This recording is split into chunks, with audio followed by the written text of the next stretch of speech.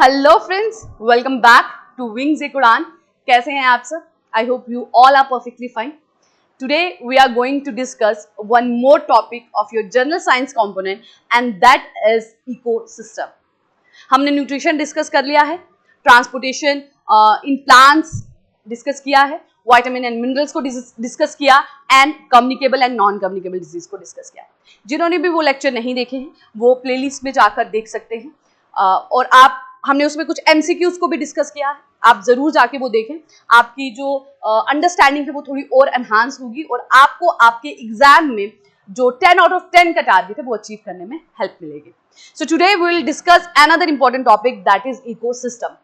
ये आपका general science का भी कंपोनेंट है और ये आपके इन्वायरमेंट में भी आता है, ठीक है। तो अगर आप इस कंपोनेंट को अच्छे से समझ लेते हैं तो आप दोनों तरीके से आंसर्स को, चाहे वो इन्वायरमेंट से कनेक्शन में पूछा जाए या जनरल साइंस के, आप उसे हैंडल कर सकते हैं, ठीक है। सो बढ़ते हैं। इकोसिस्टम की अगर हम बात करें तो सबसे पहले व्हाट इज इकोसिस्टम, इकोसिस्टम है क्या, ठीक है। What is ecosystem? So basically ecosystem abiotic और बायोटिक फैक्टर्स का आपस में इंटरैक्शन है। जो बायोलॉजिकल फैक्टर्स हैं और जो फिजिकल एंड केमिकल फैक्टर्स हैं, जब वो आपस में इंटरैक्ट करते हैं एक सिस्टम के अंदर, that is called as a ecosystem. अब इस इंटरैक्शन की जब हम स्टडी करते हैं that is called as ecology, ठीक है। So basically the interaction between living and non living component of environment is called as ecosystem, ठीक है। सो और अगर हम फैक्टर्स की बात करें, what are the biotic factors, तो बायोटिक फैक्टर्स में आपके जैसे लिविंग ऑर्गेनिजम्स हैं, प्लांट्स हो गए ना, प्रोड्यूसर्स, डिकम्पोजर्स, कंज्यूमर्स, ये सारे आपके बायोटिक फैक्टर्स में आ जाते हैं।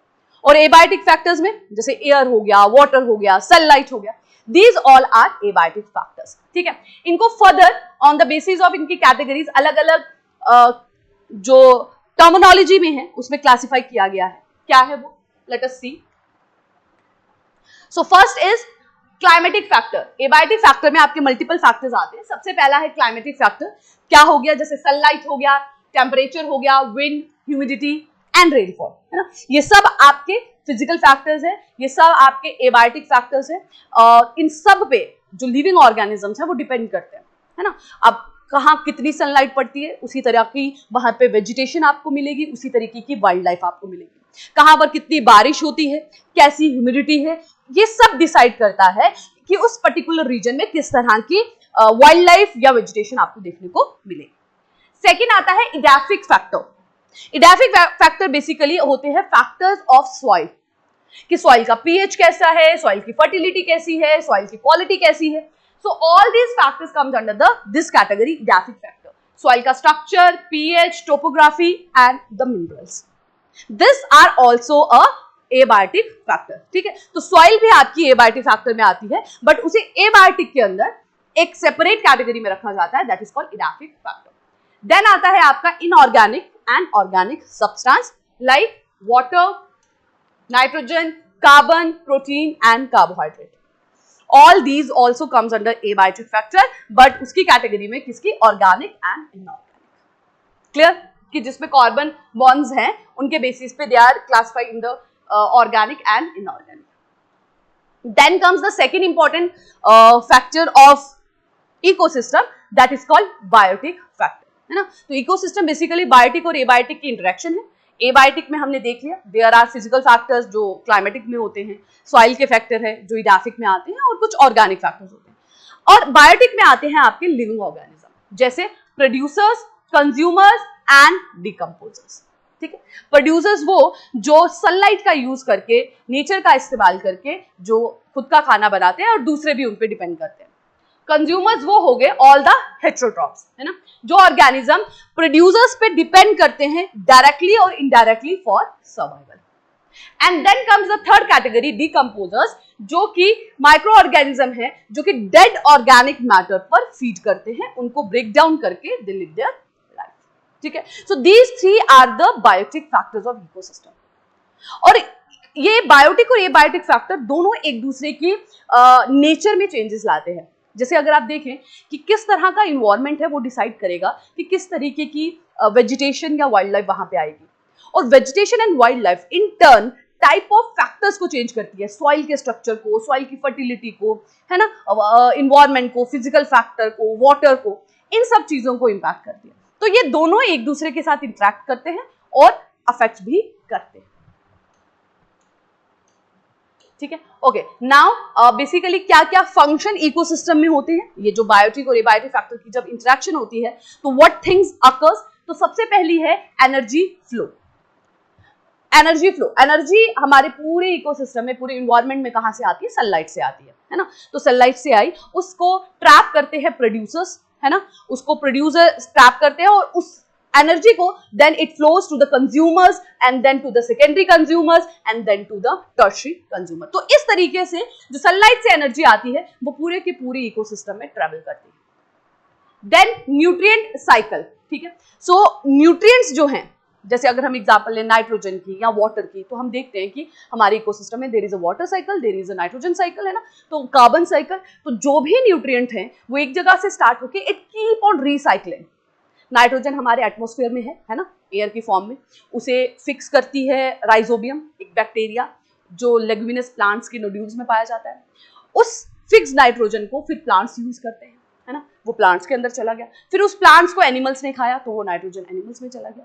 देन वो एनिमल्स ने एक्सक्रीट किया या वो जब वो मर गए तो उनको डिकम्पोज हुआ, दोनों ही वे में नाइट्रोजन दोबारा से सॉइल में चला गया, है ना। और कुछ नाइट्रोजन जो है डीनाइट्रिफाइंग बैक्टीरिया के थ्रू वापस एयर में जाता है। तो इस तरीके से ये साइकिल जो है it keep on revolving, this occur in ecosystem. अब इस पूरे सिस्टम में आप देखें there is a interaction between biotic abiotic ना। नाइट्रोजन जो है वो आपका एबायोटिक फैक्टर हो गया, है ना, वो राइजोबियम ने फिक्स किया जो कि बायोटिक फैक्टर है, वो सॉइल में चला गया जो कि एबायोटिक फैक्टर है, सॉइल से फिर प्लांट ने ले लिया जो कि बायोटिक फैक्टर है, प्लांट से फिर हर्बीवोरस ने खा लिया जो अगेन अ बायोटिक फैक्टर है ना, फिर उसने एक्सक्रीट किया या वो डेथ हो गई उसकी तो डिकम्पोज हुआ, again it goes to soil. So it keeps on interaction and it leads to the nutrient cycles also. Then comes food chains, ये भी इकोसिस्टम में एग्जिस्ट करती है ना, एक एनिमल को या एक प्लांट को एक एनिमल खाता है, फिर उस एनिमल को दूसरा एनिमल खाता है एंड कीप ऑन दिस तरीके से साइकिल बनती है जिसको हम फूड चेन कहते हैं, जिसे अभी हम डिस्कस भी करेंगे। And then the productivity and decomposition, ये भी इकोसिस्टम का ही फंक्शन है कि कितना ऑर्गेनिक मास एक सिस्टम में बन रहा है और कितना उसमें से डिकम्पोज हो रहा है ना। तो ये सारे के सारे जो फंक्शंस हैं बेसिकली इकोसिस्टम में होते हैं, एनर्जी का फ्लो, फूड चेन, है ना, then nutrient recycling और then there is productivity and decomposition. Clear? Okay, so आगे बढ़ने से पहले आप लोगों के लिए एक इन्फो कि हमारी वेबसाइट पे there is available test series of finance account assistant and JKPSI, दोनों की टेस्ट सीरीज अवेलेबल है। अगर आप फुल लेंथ टेस्ट सीरीज लेना चाहते हैं वो भी है, सेक्शनल लेना चाहते हैं वो भी अवेलेबल है। आप हमारी वेबसाइट पे जाके इन दोनों टेस्ट सीरीज को अवेल कर सकते हैं और अपनी जो तैयारी है उसको थोड़ा सा और एनहांस कर सकते हैं, क्योंकि किसी भी तैयारी, किसी भी एग्जामिनेशन की तैयारी का एक मेजर इंपॉर्टेंट पोर्शन रहता है जब आप जो है टेस्ट सीरीज अटेम्प्ट देते हैं, मैक्सिमम से मैक्सिमम प्रैक्टिस करते हैं। ठीक है, तो ये दोनों ही टेस्ट सीरीज आपको आपकी तैयारी को और स्ट्रेंथन करने में हेल्प करेंगे। ठीक है, 23 सेक्शनल टेस्ट है और 7 फुल लेंथ टेस्ट है JKPSI में। और फाइनेंस अकाउंट असिस्टेंट की टेस्ट सीरीज की बात करें तो टोटल 45 प्लस टेस्ट है, जिसमें से 40 सेक्शनल है और 5 फुल लेंथ टेस्ट है। सो आप हमारी वेबसाइट पे जाके इनको अवेल कर सकते हैं और अपनी तैयारी को और ज्यादा स्ट्रेंथन कर सकते हैं। चलिए बढ़ते हैं आगे। Okay, so this we have already discussed. Now ecology, ये मैंने आपको बता दिया, इकोसिस्टम का मतलब है इंटरैक्शन, और जब आप उस इंटरैक्शन की स्टडी करते हैं कि किस तरह से बायोटिक और एबायोटिक फैक्टर आपस में इंटरैक्ट कर रहे हैं, उस स्टडी को बेसिकली इकोलॉजी कहते हैं। ठीक है, now there are various types of ecosystem depending upon कि वो इंटरैक्शन कहां पे हो रही है। अलग अलग तरीके के इकोसिस्टम्स होते हैं, जैसे ओके, तो सबसे पहले है आपका टेरेस्ट्रियल इकोसिस्टम। टेरेस्ट्रियल मतलब जो लैंड पे पाया जाता है। ठीक है, तो टेरेस्ट्रियल इकोसिस्टम एंड देन पानी में एक्वेटिक इकोसिस्टम। टेरेस्ट्रियल को फिर से क्लासिफाई किया जाता है forest, grassland and desert, depending upon कहां पे कितना टेम्परेचर है, कितना रेनफॉल होता है। सो फॉरेस्ट पे पाया जाने वाला इकोसिस्टम, कैसे फिजिकल फैक्टर्स है, कैसी बायोटिक फैक्टर पाए जा रहे हैं, कैसा उनमें इंटरेक्शन है। ठीक है, then grassland and desert aquatic में there is two, marine and fresh water.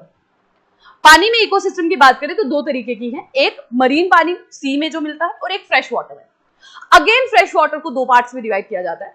Fresh water दो तरीके का होता है, एक जो बह रहा है, ठीक है, फ्लोइंग है, एक जो स्टेगनेंट है, रुका हुआ है। तो फ्लोइंग जो है, ठीक है, in the form of river और स्ट्रीम्स में, उसे कहा जाता है लोटिक, ठीक है। वो इकोसिस्टम, वो fresh water ecosystem which is found in rivers, है ना, फ्लोइंग वाटर में, and those which are found in stagnant water, रुके हुए पानी जैसे पॉन्ड में हो गया, सो उसे कहा जाता है lentic. Again, so these are the various types of ecosystem: terrestrial, aquatic. Terrestrial में grassland, desert, forest. Aquatic में marine and fresh water. And fresh water में again there is lotic and lentic.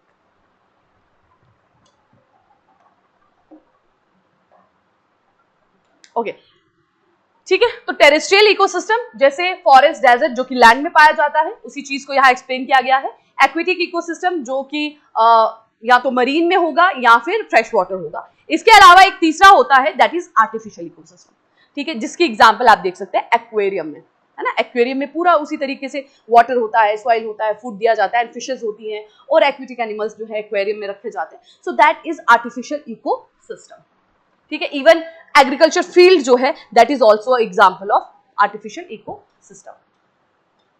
Now किसी भी ecosystem को बनने के लिए वहां पे स्पीशीज की एक सीरीज चलती है।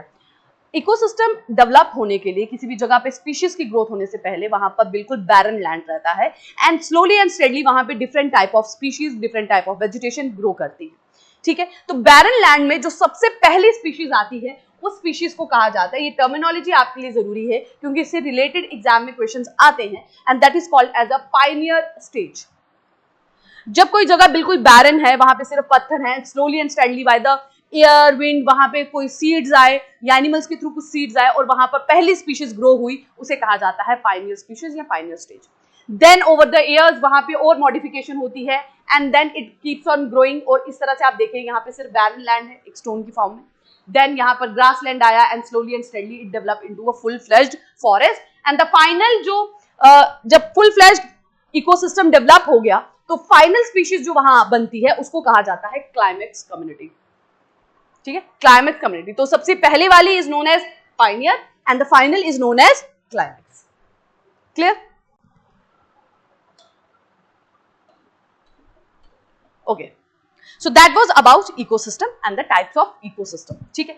अब है food chain and food web. So very simple, आप सभी लोग इससे अवेयर हैं what is food chain and food web. इसको थोड़ा सा हम रिवाइज करेंगे।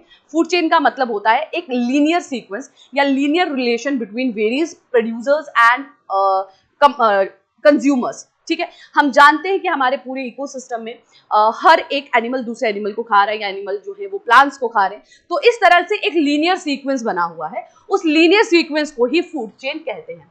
The sequence of eaten and being eaten, sequence of खाना और खाया जाना, ठीक है, eaten and being eaten produces transfer of energy and is known as food chain. Types की बात करें, देखिए ये सिंपल सीक्वेंस रहता है, ठीक है। क्या है? सबसे पहले एनर्जी हमारी धरती पर एक सोर्स से आती है, दैट इज सन, और कोई सोर्स नहीं है एनर्जी का, सन से आती है, और उसे कैप्चर करने का काम करते हैं प्लांट्स, ठीक है, ग्रास, प्लांट्स, फॉरेस्ट। अब उन प्लांट्स को प्रोड्यूसर्स खाते हैं, कंज्यूमर्स खाते हैं, ठीक है, हर्बीवोरस खाते हैं, और उनको सेकेंडरी कंज्यूमर्स खाते हैं, एंड देन उनको टर्शरी कंज्यूमर्स खाते हैं, और जब टर्शरी कंज्यूमर्स मर जाते हैं उन पे भी डिकम्पोजर्स एक्ट करते हैं। तो इस तरीके से जो है ये chain it keeps on going. Energy का सोर्स एक ही है, सन, ठीक है, उसे कैप्चर किया प्लांट्स ने, एंड देन यहां से फिर वो एनर्जी अलग अलग ऑर्गेनिजम्स में ट्रांसफर होती है। इस लीनियर सीक्वेंस को फूड चेन कहते हैं। अब इस फूड चेन में जैसे हमने देखा एनर्जी का सोर्स जो है वो सिर्फ एक है, सन, ठीक है, और उसे कैप्चर करते हैं प्रोड्यूसर्स, और फिर वो बाकी ट्रॉफिक लेवल पे या बाकी लेवल ऑफ ऑर्गेनिजम्स में वो जाता है, ठीक है। सो कितना परसेंट ऑफ एनर्जी ट्रांसफर होता है that you need to remember, and that is called just 10% of energy हर ट्रॉफिक लेवल पे। ट्रॉफिक लेवल आप किसे कहेंगे?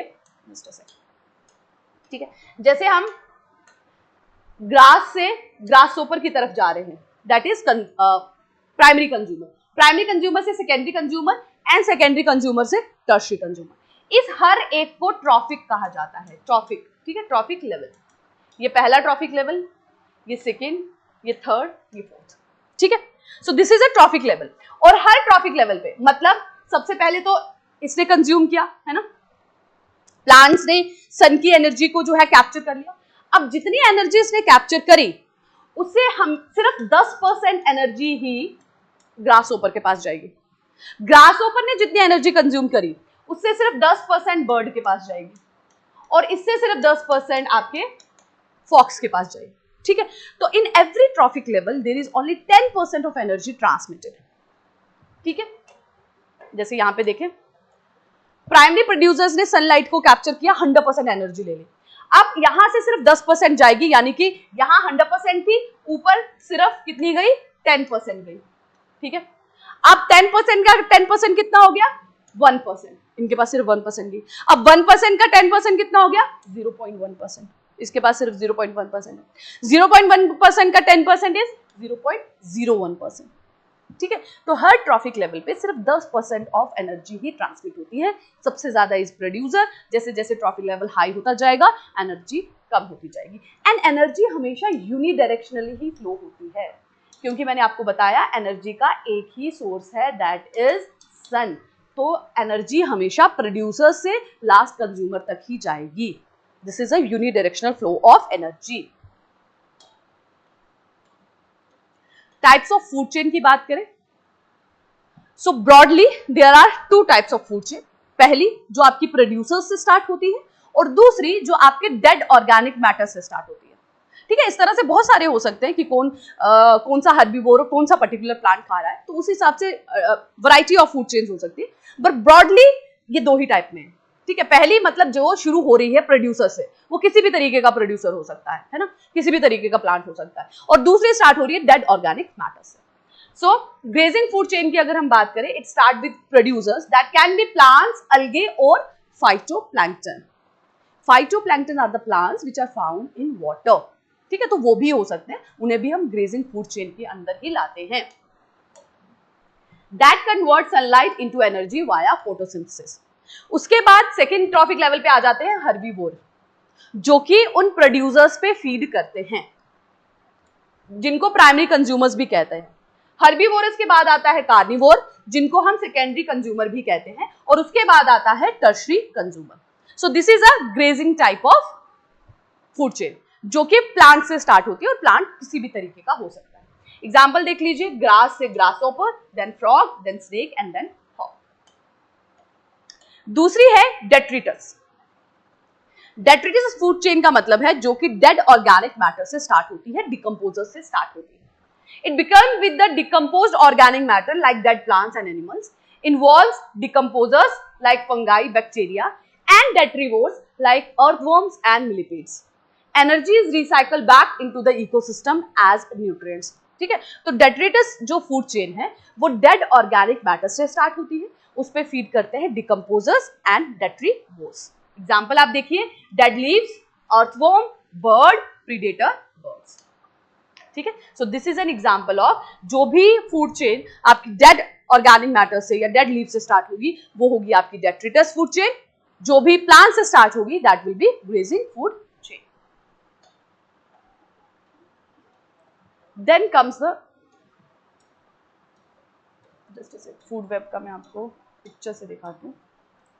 ओके, हियर फूड चेन की बात आता है, food web. What is a food web? Basically it is a interconnectedness. एक ही प्लांट पे एक ही हर्बीवोरर फीड नहीं करता, मल्टीपल हर्बीवोरर फीड करते हैं। और एक हर्बीवोर को सिर्फ एक ही कंज्यूमर या कार्निवोर नहीं खाता, मल्टीपल कार्निवोर खा सकते हैं। तो इन सब के इंटरकनेक्शन को फूड वेब कहते हैं। जैसे आप यहां देखें, ये एक कॉर्न का प्लांट है, ठीक है। इस पे फीड किया ग्रासहॉपर ने, बट ग्रासहॉपर को मल्टीपल कंज्यूमर्स खा सकते हैं। जैसे it can be eaten by the rat और it can also be eaten by the frog.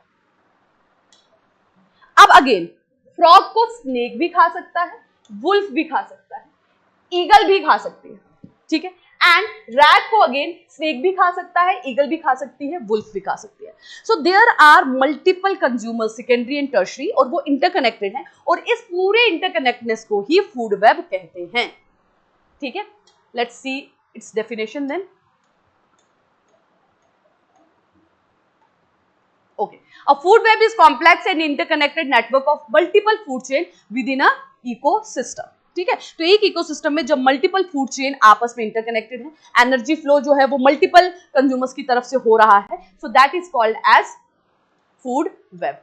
अब फूड वेब के फीचर्स क्या है? सबसे इंपॉर्टेंट फीचर है इंटरकनेक्टनेस का. जैसे मैंने आपको बताया कि एक रैट को ईगल भी फीड कर सकता है, स्नेक भी फीड कर सकता है ना, तो मल्टीपल कंज्यूमर्स उसे खा सकते हैं, so that is called interconnectedness. Organisms often occupy multiple trophic level, feeding on a variety of species. जैसे a bird can be both a primary consumer, ठीक है, वो प्राइमरी कंज्यूमर भी हो सकता है क्योंकि वो डायरेक्टली सीड खा रहा है, लेकिन वो सेकेंडरी कंज्यूमर भी हो सकता है जब वो इंसेक्ट्स खा रहा है. ठीक है, तो एक ही ऑर्गेनिज्म अलग अलग ट्रॉफिक लेवल पे लाई कर सकता है. जब वो डायरेक्टली प्लांट्स पे फीड कर रहा है तो वो भाई आपका प्राइमरी ट्रॉफिक लेवल पे हो गया क्योंकि वो प्राइमरी कंज्यूमर हो गया. जब वो दूसरे ऑर्गेनिज्म पे फीड कर रहा है तो वो सेकेंडरी वो कंज्यूमर हो गया, है ना, सेकेंडरी कंज्यूमर हो गया. Okay, then comes the energy flow. Energy transfer from producers to various consumers and decomposers. However only a fraction of energy is pass to the next level. जो मैंने आपको बताया that is just a 10% of energy. हर trophic level पर previous trophic level का सिर्फ 10% energy ही transfer होता है, बट वो मल्टीपल लेवल पे यानी कि मल्टीपल कंज्यूमर और डिकम्पोजर्स पे जा सकते हैं. नेक्स्ट है stability. Food webs are more stable than the food chain because they offer alternative feeding option. क्योंकि वहां पे एक ऑर्गेनिज्म के लिए मल्टीपल और ऑप्शंस हैं, इसीलिए फूड वेब मल्टीपल जो है कंपैरेटिवली ज्यादा स्टेबल होते हैं, है ना. जैसे अगर ग्रॉसहॉपर को फीड करने वाला एक ही हो, मतलब एक ही ऑर्गेनिज्म को जो ग्रॉसहॉपर ही खा सकता है, कुछ और नहीं, तो जब ग्रॉसहॉपर खत्म हो गए तो उसके लिए ज्यादा that sequence will be unstable. But if it can feed on multiple other organism so that will be more stable. ठीक है, सो it is more stable. Food web is more stable than the आपकी food chain. ठीक है. Now comes the important term called as ecotone. Ecotone basically जब एक ecosystem से दूसरे ecosystem में ट्रांजिशन होता है, ठीक है, एक तरीके का इकोसिस्टम दूसरे तरीके में जब कन्वर्ट हो रहा है तो बीच में जो ट्रांजिशनल फेज है उसे इकोटोन कहते हैं. ठीक है, जैसे एक एरिया में सी है ना, सी और वो खत्म होकर टेरिस्ट्रियल आपका मरीन इकोसिस्टम है. अब कहीं ना कहीं सी लैंड से तो मीट करेगी ना, तो जहां पे सी है वहां पे आपको मरीन इकोसिस्टम मिलेगा, जहां पे लैंड स्टार्ट हो गया वहां पे आपको टेरिस्ट्रियल मिलेगा. ऐसी जगह पे जहां पे लैंड और सी बोथ है वो हो गया आपका ecotone, transitional phase between both the ecosystem. वहां पे आपको बेसिकली इकोटोन में आपको दोनों इकोसिस्टम की स्पीशीज मिलती हैं, और कभी कभी वहां पे नंबर ऑफ स्पीशीज बहुत ज्यादा होती हैं दोनों इकोसिस्टम्स. ठीक है, so when a ecosystem is being transferred, एक इकोसिस्टम है यहां से यहाँ पे दूसरा स्टार्ट हुआ, जैसे यहाँ पे मरीन है, ठीक है, और यहाँ पे टेरिस्ट्रियल है, तो एक एरिया जहां पे आपके दोनों थोड़ा सा सी थोड़ा सा लैंड दोनों है, वो आपका इकोटोन कहलाएगा, because it is a transitional phase between both, है ना. तो यहाँ पे आपको मरीन की स्पीशीज भी मिलेंगी, टेरिस्ट्रियल स्पीशीज भी मिलेंगी, और यहाँ पे आपको कुछ यूनिक स्पीशीज भी मिलेंगी जो आपको बाकी दोनों इकोसिस्टम में नहीं मिलेंगी. ठीक है, तो पढ़ते हैं एक बार. An ecotone is a transitional zone between two distinct ecological communities और इकोसिस्टम. ठीक है, दो इकोसिस्टम जब मैच मिल रहे हैं ना, एक से दूसरे की तरफ ट्रांसफर हो रहे हैं, तो ट्रांजिशनल फेज में जो मिलता है उसको इकोटोन कहते हैं. Where characteristic of both neighbouring system overlap, है ना. It is often marked by higher level of biodiversity. यहाँ पे जो स्पीशीज मिलेंगे नंबर उनका ज्यादा होगा, वैरायटी उनकी ज्यादा होगी, क्योंकि यहाँ पे आपको टेरिस्ट्रियल के भी कुछ फीचर मिल रहे हैं, मरीन के भी कुछ फीचर मिल रहे हैं. तो ऐसे स्पीशीज होंगे जो मरीन वाले भी होंगे, ऐसे होंगे जो टेरिस्ट्रियल वाले भी होंगे, और ऐसे होंगे जिनमें दोनों फीचर्स भी होंगे. ठीक है, तो इसमें बायोडाइवर्सिटी ज्यादा होती है. ठीक है, और कुछ यूनिक स्पीशीज भी होंगे जो स्पेसिफिकली उसी रीजन में पाए जाएंगे, उसी रीजन को अडैप्ट करेंगे. ओके, कैरेक्टरिस्टिक क्या होता है इकोटोन का? सबसे पहला वो ट्रांजिशनल नेचर है, मैंने आपको बताया एक से दूसरे की तरफ चेंज हो रहा है. जैसे यहाँ पे आप देखें फॉरेस्ट टू ग्रासलैंड, है ना, एक फॉरेस्ट का एरिया एक ग्रासलैंड का एरिया, जब वो आपस में मर्ज कर रहे हैं ना, फॉरेस्ट से it is transforming to grassland, है ना. जैसे आप ऑल्टीट्यूड में भी जाते हैं ना, फॉरेस्ट से it changes into the grassland area, तो वो जो ट्रांजिशनल फेज बीच में आएगा दैट विल बी इकोटोन. या फिर टेरिस्ट्रियल जो लैंड है और रिवर बैंक, है ना, रिवर जो है वो फाइनली आके एंड में सी और लैंड के बीच का जो कम्युनिकेशन पॉइंट है, और estuary to the ocean. Biodiversity hotspot, यहाँ पे आपको number and variety of species हमेशा ज्यादा मिलता है क्योंकि यहाँ पे जो फीचर्स हैं वो दोनों एडजेसेंट इकोसिस्टम के होते हैं। And the third most important factor is edge effect. Ecotone में मिलता है आपको एज इफेक्ट। एज इफेक्ट का मतलब होता है the number of species is comparatively higher than the adjacent ecosystem. Ecotone often experience the edge effect where the interaction between the two communities leads to increased species abundance and diversity compared to adjoining ecosystem. मतलब आसपास जो ecosystem है उनसे comparatively ज्यादा number और ज्यादा diversity आपको उस पर्टिकुलर रीजन में मिलेगी जिसको इकोटोन कहते हैं, जो कि एक ट्रांजिशनल रीजन है। अब क्योंकि उसमें फीचर दोनों इकोसिस्टम के हैं इसलिए वहां पे स्पीशीज आपको ज्यादा डाइवर्स, ज्यादा वैरायटी और ज्यादा नंबर की मिलती है। एग्जाम्पल्स हैं कुछ इकोसिस्टम्स के, इकोटोन के सॉरी, जैसे आप देखें यहाँ पे फॉरेस्ट एंड ग्रासलैंड बाउंड्री, ठीक है, जब डेंस फॉरेस्ट से ग्रासलैंड की तरफ खत्म हो रहा है। एक आपका इकोटोन का एग्जाम्पल मैंग्रोव भी है। मैंग्रोव आपको कहाँ मिलते हैं? डेल्टा वाले रीजन में, जहां पे रिवर आकर सी में मिल रही है ना, तो सी और टेरेस्ट्रियल दोनों की बीच में ट्रांजिशनल जोन में आपको मैंग्रोव मिलेगा। Then estuaries where fresh water river meet salt sea water creating a unique ecological niche. River banks पे area between terrestrial and aquatic. Mountain ecotone जहां पे transition between low plains and alpine ecosystem. जैसे जैसे आप altitude पे जाते हैं तो बेस पे आपको अलग तरीके की वैरायटी ऑफ प्लांट्स मिलेंगे, थोड़ी और हाइट पे जाएंगे अलग मिलेंगे, और हाइट पे जाएंगे अलग, है ना, तो वो चेंज आता है टेरेस्ट्रियल से एल्पाइन की तरफ। तो बीच में जो ट्रांजिशन जोन होगा उसे आप इकोटोन, ठीक है। तो इकोटोन बेसिकली ट्रांजिशनल एरिया, और वहां पे नंबर ऑफ स्पीशीज जो है वो आपको एडजेसेंट इकोसिस्टम से हमेशा ज्यादा मिलेगा।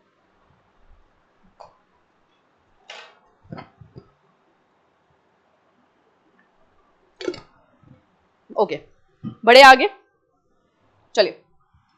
So the next is ecological निश। तो ये एक टर्म्स हैं कुछ जो इकोसिस्टम से रिलेटेड है, आपको पता होना चाहिए। बेसिकली इकोलॉजिकल निश या निच, आप कैसे भी इसे प्रोनाउंस कर सकते हैं, ये बेसिकली दिखाता है किसी स्पीशीज का प्रोफेशन। मतलब कोई स्पीशीज इकोसिस्टम में क्या काम करती है, क्या उसका कॉन्ट्रीब्यूशन है, कहाँ वो रहती है, क्या उसका फीडिंग सिस्टम है, किस तरीके से रिप्रोड्यूस करती है, उस पूरे प्रोसेस को ही इकोलॉजिकल निश कहते हैं, ठीक है। सो इकोलॉजिकल निश जो है वो यूनिक होता है हर एक स्पीशीज का, और that is particularly the what a particular species contribute, ठीक है। An ecological niche is functional role and profession of a species within its ecosystem including how it uses resources। तो कोई भी स्पीशीज किस तरह से रिसोर्सेज को यूज कर रही है वो इकोलॉजिकल निश में आता है। क्या क्या चीजें देखते हैं हम इकोलॉजिकल निश में? हैबिटेट, कि कोई पर्टिकुलर स्पीशीज कहाँ रह रही है, फूड रिसोर्सेज, वो किस पे फीड कर रही है, इंटरैक्शन, आसपास के स्पीशीज और रिसोर्सेज के साथ किस तरह से इंटरैक्ट कर रही है, क्या टाइमिंग है, दिन में कि रात में, किस तरह से फीड करती है, रिप्रोड्यूस करती है, ठीक है। So that is all about the ecological निश, ठीक है। सो इसमें आते हैं आपके एक हैबिटेट निश, मतलब जैसे आप देखेंगे कुछ आप देखेंगे ऑर्गेनिज्म जो डेजर्ट में पाए जाते हैं, that is totally different from the wildlife which are found in the आपके स्नो कैप्ड माउंटेन्स में, है ना। और टेरेस्ट्रियल में आप देखेंगे जो ग्रासलैंड है वहां पे पाई जाने वाली वाइल्ड लाइफ बिल्कुल डिफरेंट है, ठीक है। तो दीज आर देयर हैबिटेट निश। उसी तरीके से ट्रॉफिक निश, ट्रॉफिक निश क्या कहता है? बेसिकली ट्रॉफिक निश कहते हैं कि in case of a trophic niche two species occupy the same habitat but have different functional role. मतलब ऐसा भी हो सकता है कि एक ही जगह पे दो अलग स्पीशीज पाई जा रही हैं, जगह एक ही है, घर उनका यही एक ही है, एड्रेस उनका एक ही है, मतलब दोनों या तो डेजर्ट में पाई जा रही हैं, या तो लैंड में पाई जा रही हैं, या तो एक्वेटिक मरीन वाटर में पाई जा रही हैं, बट उनका जो फंक्शन है दैट इज टोटली डिफरेंट। जैसे यहाँ पे एग्जाम्पल दे रखा है दो बर्ड्स का, एक है कॉरिक्सा,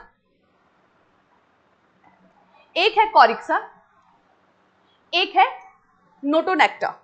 दोनों ही एक्वेटिक बर्ड है, पानी में रहते हैं। कॉरिक्सा की अगर हम बात करें, ठीक है, Notonecta is an active predator that swim its way through the feed on other, ठीक है। नोटोनेक्टा की अगर हम बात करें तो वो प्रीडेटर है, वो दूसरे ऑर्गेनिजम्स पे, दूसरे मरीन ऑर्गेनिज्म पे फीड करता है, वो स्विम करके दूसरों पे फीड करता है। जबकि हम कॉरिक्सा की अगर हम बात करें तो वो डिकेड वेजिटेशन, मरे हुए पौधों पे फीड करता है। दोनों रहते एक ही हैबिटेट में है, एक्वेटिक में, लेकिन दोनों का फंक्शन अलग अलग है, दोनों का स्पीशीज को फीड करने का तरीका अलग है। तो that is called as a trophic niche. Habitat niche हो गया वो सारे स्पीशीज जो एक तरह के हैबिटेट में रहते हैं। ट्रॉफिक निश हो गया मतलब कि वो अलग अलग तरीके के फंक्शन, जगह एक ही पे रह रहे हैं, ट्रॉफिक लेवल एक ही है लेकिन उनका फंक्शन अलग है, वो ईटिंग बिहेवियर उनका अलग है। ठीक है, जैसे आप यहाँ पे देखिए, यहाँ पे एग्जाम्पल दी गई है, एक निश की एग्जाम्पल दी गई है रिलेटेड टू फ्रॉग। तो निश में क्या क्या आ जाएगा कि अगर हम फ्रॉग की बात करें तो वो वुडन रीजन में रहता है या वेटलैंड में रहता है। बिहेवियर क्या है, बाक करना, बरो करना। ठीक है, फीड किस पे करता है, स्मॉल इंसेक्ट्स पे। इसे इंटर्न बर्ड, स्नेक्स और रैकन्स खाते हैं। इकोसिस्टम में क्या इंपैक्ट है इसका, ये इंसेक्ट्स को लिमिट करता है, सॉइल को एरेट करता है और फूड सोर्स की तरह एक्ट करता है बहुत सारे अदर स्पीशीज के। ठीक है, सो गिल्ड को will discuss later. First will discuss ecological pyramids. Ecological pyramid relations दिखाते हैं कि किस तरह से इकोसिस्टम में एनर्जी, बायोमास एंड नंबर्स का रिलेशन है। ठीक है, so basically ecological pyramid is a graphical representation that shows the relationship between the different trophic level, producers, primary consumers, secondary consumer, tertiary consumers, इनके बीच में किस तरह का रिलेशन है उसकी ग्राफिकल रिप्रेजेंटेशन है इकोलॉजिकल पिरामिड। तीन तरीके के पिरामिड्स होते हैं, एक है आपका pyramid of number, second is energy and third is of biomass. Pyramid of number जो है वो वर्टिकल एंड इन्वर्टर दोनों हो सकता है। ठीक है, pyramid of number can be like this and it can be like inverted also. Energy वाला पिरामिड इज ऑलवेज अपराइट, क्योंकि हमने देखा सोर्स एनर्जी का एक ही है, दैट इज सन, और जैसे जैसे हम ऊपर जाते जाते हैं ट्रॉफिक लेवल में 10% ऑफ एनर्जी ही ट्रांसफर होता है, इसलिए अमाउंट ऑफ एनर्जी डिक्रीज होता रहता है। बायोमास की बात करें, it is also can be upright और कैन बी इन्वर्टेड। ठीक है, अब हम देखते हैं कि किस किस में किस तरह का बायोमास पिरामिड जो है वो रहता है। ठीक है, सो पिरामिड ऑफ नंबर की अगर हम बात करें, it is upright in grassland और इन्वर्टेड किस में है, ट्री इकोसिस्टम में, जैसे आप यहां देखें।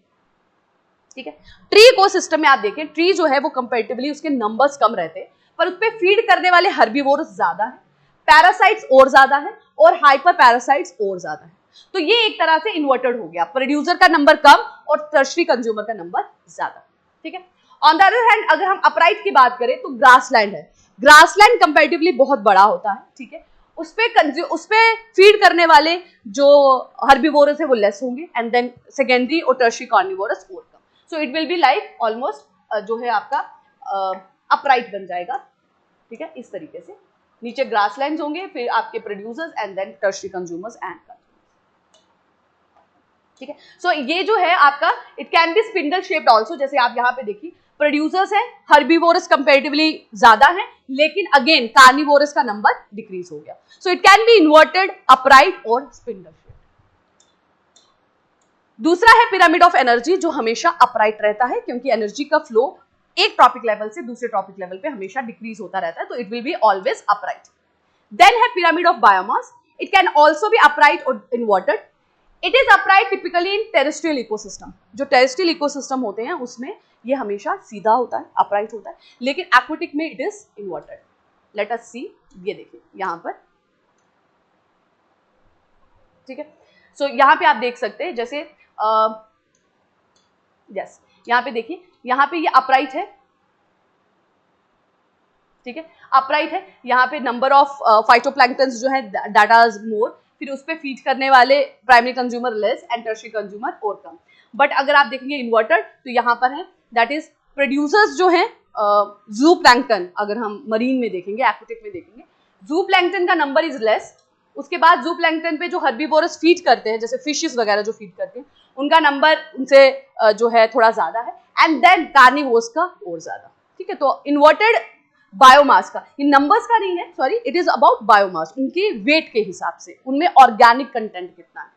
नंबर वाला तो mostly there is upright, but biomass is inverted, क्योंकि यहाँ पे अगर आप इसके वेट का हिसाब लगाएंगे ऑर्गेनिक मैटर के कंटेंट का, तो प्रोड्यूसर्स का कम है, उससे ज्यादा हर्बीवोरस है और बहुत ज्यादा कार्निवोरस, जिसमें आपकी वेल है ना, जो बड़ी बड़ी फिशेस आ जाती है, उनका बायोमास ज्यादा है। So that is inverted.